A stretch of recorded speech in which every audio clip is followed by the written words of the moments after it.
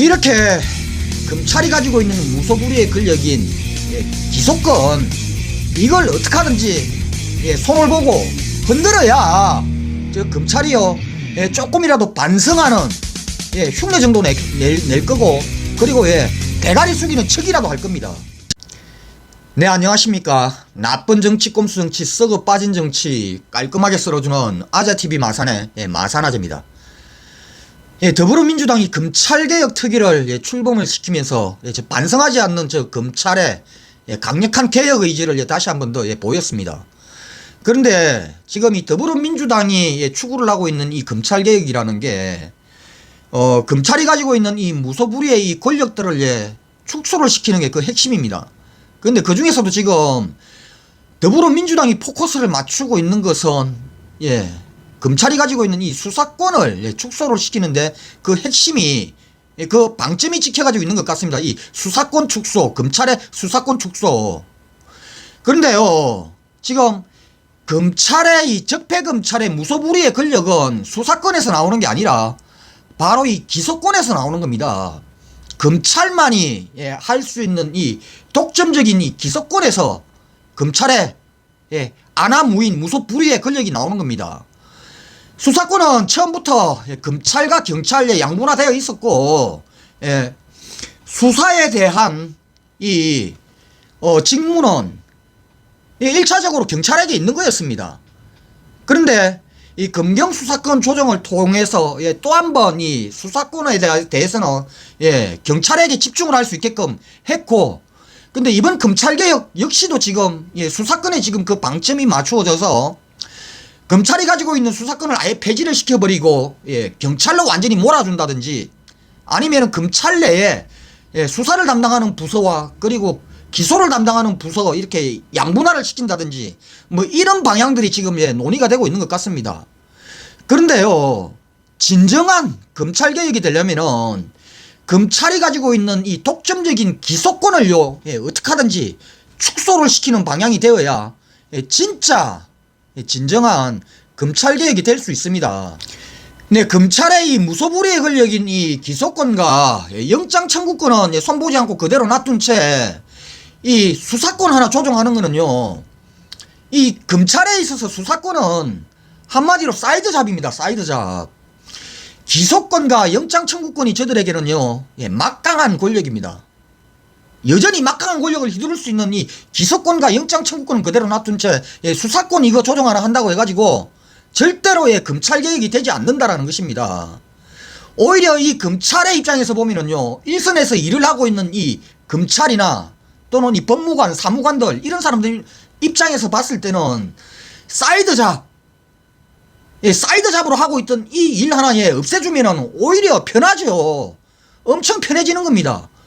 편해지면서 권력은 그대로 유지를 하고 있고, 한마디로 편하면서 권력은 그대로 휘두를 수 있다 이 말입니다. 수사권 이거 하나 없앤다 해가지고는. 특히나 이 기소권 중에서도요 기소권 남용 그리고 불기소, 특히나 이 불기소 처분이 더 문제입니다.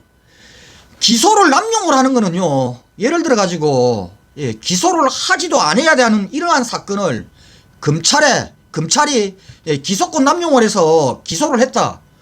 그러면은 이 기소에 대해서는 결국엔 기소를 하면 재판을 하는 겁니다.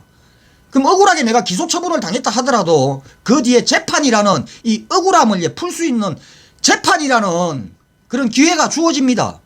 그런데 불기소 처분은요 그 뒤에 회복할 수 있는 기회가 없습니다.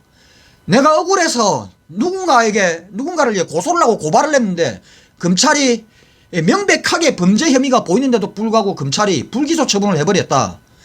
그러면은요 억울한 국민은 그 뒤에 할 수 있는 방법이 없습니다. 물론 재항고라는 방법이 있고, 그리고 뭐 헌법 소원도 있습니다.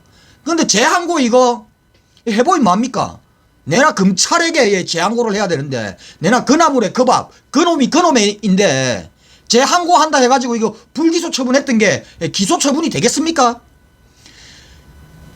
지금 이 검찰이 가지고 있는 그 어떠한 문제점보다도 이 불기소, 검찰의 이 불기소 처분 권한이 너무나도 불합리하고 문제입니다.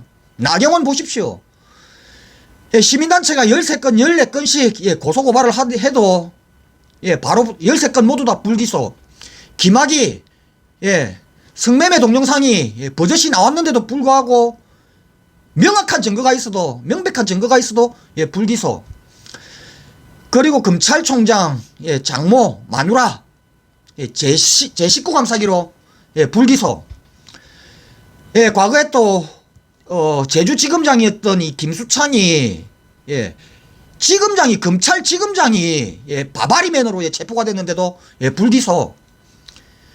정말 기소를 해야 되는 사건인데도 불구하고 불기소 처분을 하는 것, 이것이야말로 대한민국 검찰이 가지고 있는 최고의 이 적폐입니다. 이 최고의 적폐를 손보지 않는 이상 검찰개혁이란 없다. 네, 물론 이 공수처가 출범을 하게 되면은 공수처에도 기소권이 주어집니다. 근데 이 공수처가 기소를 할 수 있는 그 대상은요 딱 정해져 있습니다. 고위공직자와 관련된 이 사건. 근데 우리 대한민국의 일반 국민들도 억울한 사건을 고소를 하고 고발을 하더라도, 예를 들어서 그 고소나 고발 대상자가 흔히 말하는 동네 유지 또는 돈을 가지고 있는 이 재력가, 한마디로 이 동네에서 내가 아닌데 방귀깨나 낀다는 놈들 고소 고발 해봐야 검찰이요 제대로 기소 처분을 안 합니다. 이런 경우가 허다합니다. 정말 처벌을 해야 되는데도 불구하고 처벌의 그런 기회조차도 주지 않는 검찰의 이권이 달려가지고 있으면은 저들에게 매수가 되어서 돈의 매수가 되었던, 어쨌든 허다합니다. 그런 경우가.